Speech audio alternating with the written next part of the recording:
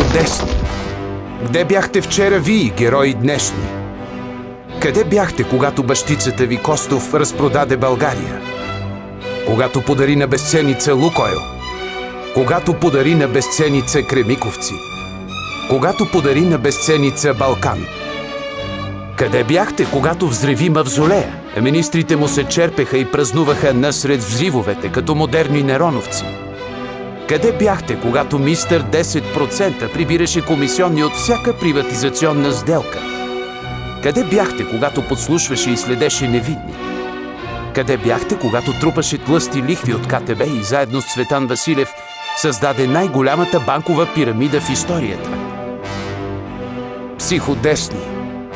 Днес вие довършвате неговото дело. Довършвате страната ни.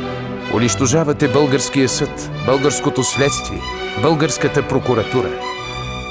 Създавате цяла прослойка от продажни грантаджии.